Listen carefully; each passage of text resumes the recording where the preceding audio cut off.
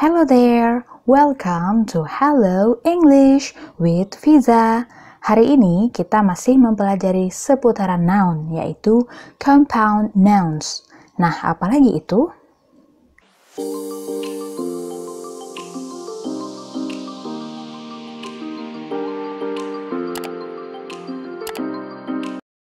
Di dalam video ini, kita akan membahas compound nouns secara detail, mulai dari pengertian compound nouns, macam-macam compound nouns, bagaimana pembentukan compound nouns, pronunciation atau pengucapan compound nouns, singular and plural compound nouns. Kita langsung saja masuk ke pengertian compound nouns.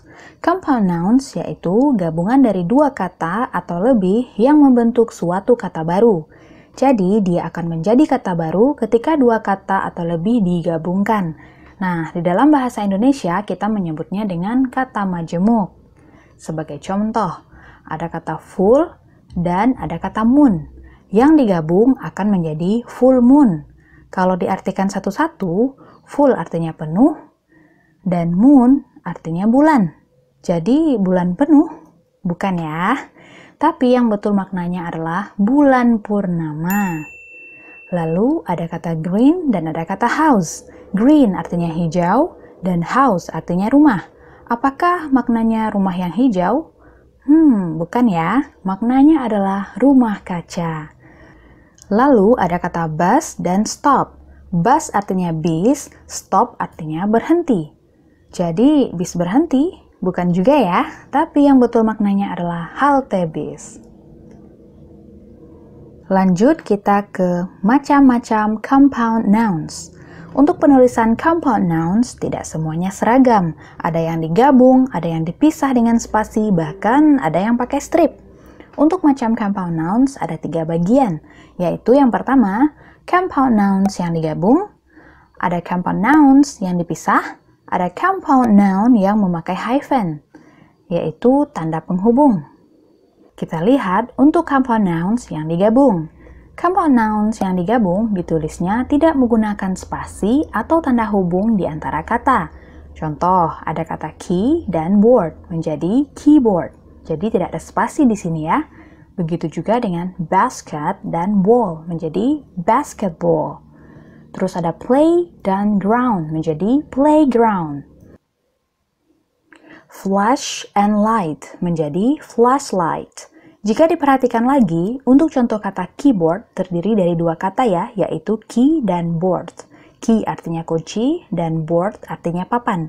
Jika diartikan menjadi kunci papan atau papan kunci. Tapi maknanya yang benar yaitu papan ketik ya, yang kita jumpai di komputer, laptop, handphone, dan lain-lain. Lalu untuk basket dan ball, jika diartikan satu-satu, basket adalah keranjang dan ball artinya bola. Namun maknanya adalah permainan melempar bola melalui ring jaring. Tapi tetap dibaca bola basket ya, bukan keranjang bola. Lalu untuk playground ada kata play dan ground. Play artinya bermain, dan ground artinya tanah atau lapangan. Dan maknanya yang tepat adalah tempat bermain, khususnya untuk anak-anak ya, seperti ada ayunan, perosotan, trampolin, dan lain-lain. Lalu terakhir ada flash dan light.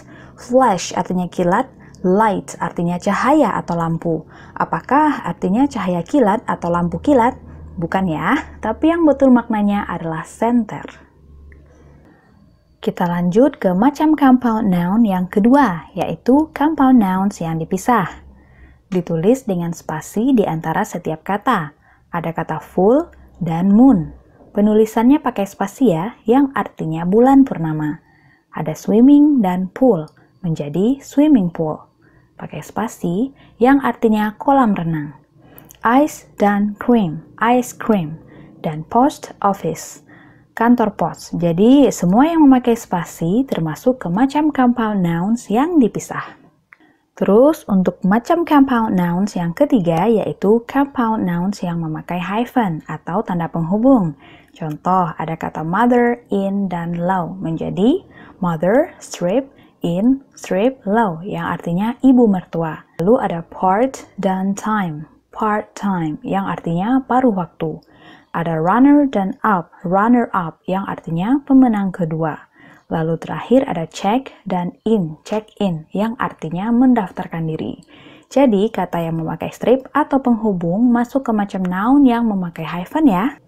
Sekarang kita lanjut ke pembentukan compound nouns. Compound noun sendiri bisa terbentuk dari gabungan kata antara noun dengan noun, noun dengan part of speech lainnya, atau sesama part of speech lainnya, seperti adjective dan verb, verb dengan adverb, dan lain-lain, yang kalau digabungkan akan menghasilkan kata baru yang berbentuk noun.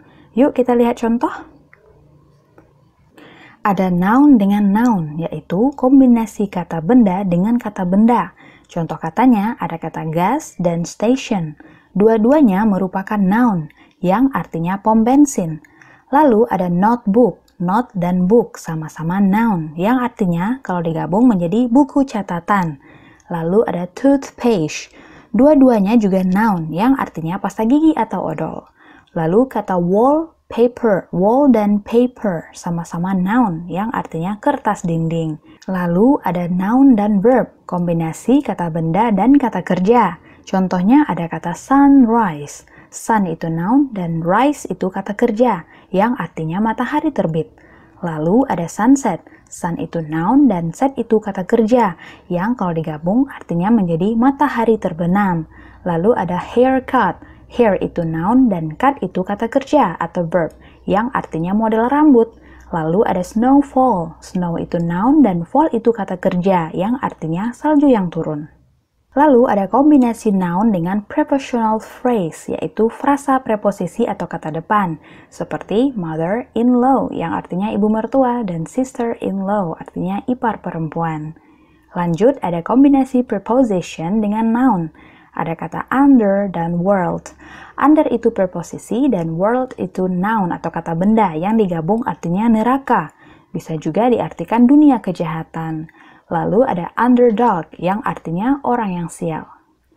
Lalu ada verb ing atau gerund dengan noun. Ada kata swimming dan pool. Swimming itu asal katanya swim dan ing. Dan pool itu noun. Jadi swimming pool itu kolam renang. Lalu ada washing machine. Kata wash dan ing dengan machine yang termasuk noun yang artinya mesin cuci. Lalu ada kombinasi verb dan adverb, kata kerja dan kata keterangan. Ada kata make dan up. Make itu kata kerja dan up itu adverb atau kata keterangan yang artinya make up dan danan. Lalu juga ada check up. Check itu kata kerja, up itu kata keterangan atau adverb yang artinya check up itu pemeriksaan. Lalu take off yang artinya lepas landas. Lanjut, ada adjective dan noun, kata sifat dan kata benda. Contohnya full dengan moon. Full itu kata sifat dan moon itu kata benda, yang artinya bulan purnama. Lalu ada kata blackboard, yaitu black dan board. Black itu kata sifat dan board itu kata benda, yang artinya papan tulis. Begitu juga dengan white cat. Terakhir ada adverb dan verb, yaitu kombinasi antara adverb atau kata keterangan dan kata kerja. Contohnya ada income. In itu adverb dan come itu kata kerja yang artinya penghasilan kalau digabung ya. Dan ada out dan put. Out itu adverb dan put itu kata kerja yang artinya output itu hasil. Sekarang kita masuk ke pronunciation compound nouns. Penting sekali untuk kamu mengerti jika ada stres atau penekanan ketika menyebutkan kata dalam compound nouns. Ya, stres atau penekanan kata itu ada di kata pertama. Nah, kenapa sih kamu harus tahu hal ini? Karena terkadang ada kata yang bentuknya seperti compound nouns, tapi dia bukan compound nouns. Contohnya yaitu greenhouse. Di sini, green dan house itu pakai spasi ya, artinya rumah yang berwarna hijau. Nah, jelas itu bukan compound nouns. Coba kita lihat greenhouse. Jika kata green dan house disatukan, maka artinya pun lain, yaitu rumah kaca, tempat di mana kamu menanam tanaman. Nah, inilah yang betul compound nouns-nya. Jadi, untuk membedakannya bisa dari segi pronunciation-nya atau pengucapannya, seperti greenhouse tadi. Pronunciation atau pengucapannya menjadi greenhouse. Jadi, green atau kata pertama memiliki intonasi keras dan panjang, oke? Kalau house, kata kedua biasa aja. Greenhouse. Mari kita lihat contoh yang lain ya. Ada bedroom, sunglasses, dan football. Jadi, bedroom penekanan katanya ada pada kata bed, yaitu bedroom. Lalu ada sunglasses, pronounce-nya sunglasses. Dan football menjadi football. So, let's try to say these words in a sentence and repeat after me. Sekarang, mari kita coba mengucapkan kata-kata ini di dalam sebuah kalimat. Dan silahkan mengulanginya setelah dibacakan ya. My bedroom is nice. My bedroom is nice. Kamar tidurku bagus.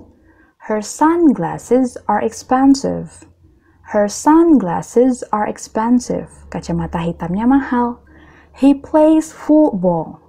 He plays football. Dia bermain sepak bola. Okay, good. Lanjut ke pembahasan compound nouns yang terakhir. Ada singular and plural compound nouns. Kalau biasanya untuk kata jamak, kita tambahkan s atau is di belakang kata. Bagaimana dengan compound nouns? Yang terdiri dari gabungan dua kata atau lebih. Yang manakah kata yang ditambahkan s? Ya, jawabannya cari kata dasarnya atau kata utamanya. So, let's take a look. Mari kita lihat ya. Untuk singular, sudah ada 4 contoh kata di sini. Ada newspaper, swimming pool, brother-in-law, woman doctor. Oke, kita lihat untuk plural. Yang ditambah s adalah untuk newspaper, yaitu paper, sehingga bentuknya newspapers. Terus ada swimming pools. Di sini kata dasarnya adalah pool ya. Jadi kata yang ditambah s adalah pools, bukan swimming. Terus untuk brother-in-law, siapa yang tahu untuk kata dasar yang ditambah s atau bentuk jamaknya apa? Of course, it is brothers. Jadi bentuk jamaknya brothers-in-law.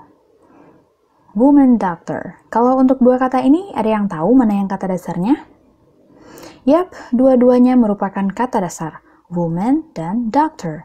Jadi kita buat keduanya menjadi jamak. Kalau wanita bentuk jamaknya apa? Ya, women. Kalau dokter, ya doctors. Jadi bentuk jamaknya adalah women doctors. Yuk kita lihat dalam kalimat dan silahkan ulangi setelah dibacakan ya. I have many newspapers. I have many newspapers. There are 2 swimming pools. There are 2 swimming pools. I have 2 brothers-in-law.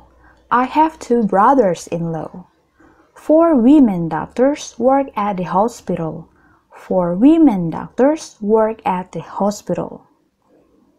Baiklah, itu tadi all about compound nouns yang sudah kita bahas secara detail.